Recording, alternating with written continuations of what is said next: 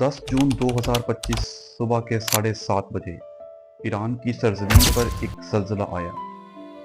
फर्दू अस्फ़हान जहां इल्म उगता था, आज वहां खून की नदियां बह रही थी। इसराइल ने न शर्म से बल्कि फ़ख्र से ईरान के न्यूक्लियर साइंसदानों को शहीद कर दिया।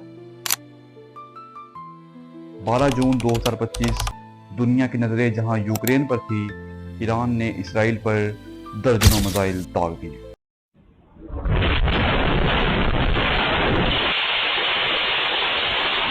ईरान ने अपना पहला हमला शाम की सरजमीन से किया। आयरन डोम जो हमेशा फख्र से खड़ा रहता था, आज लरज़ उठा। ये मिसाइल नहीं थे, ये लाशों का हिसाब था। ये वो चीखें थी जो गजा में मजलूम माओं ने शहीद बेटों को अपनी गोद में रख के की थी।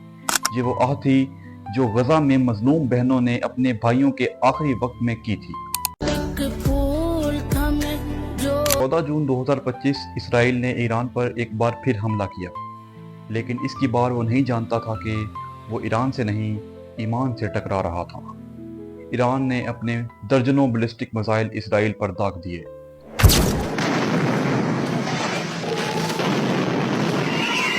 तेल अबीब की रातें अंधेरों में दब गईं। शहरों में घंटों बजने वाला सायरन बचाव के लिए नहीं, बेबसी का ऐलान कर रहा था।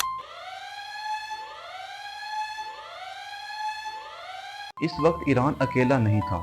शुमाल से हिज़्बुल्लाह ने इसराइल पर बारूद बरसाया। यमन के हौसियों ने ड्रोन की मदद से इसराइल का जीना हराम कर दिया।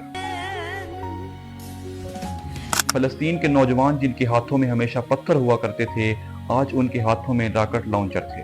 18 जून 2025 जंग एक अलग ही मोड़ ले लेती है।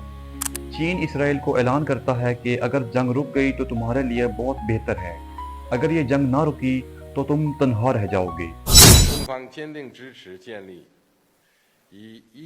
रूस का कोई बयान तो नहीं आया, लेकिन रूस की बंदरगाहों से ईरान के जहाज गुजरने लगे।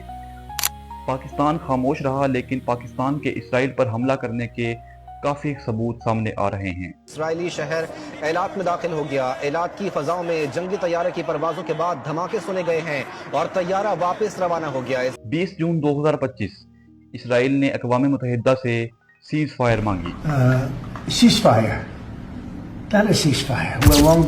ईरान का सिर्फ एक ही जवाब था कि हमने इस जंग को शुरू नहीं किया, लेकिन इस जंग का इख्तिताम अब हम करेंगे। ये सिर्फ 10 दिन की जंग नहीं थी, ये सदियों के सब्र का इम्तिहान था।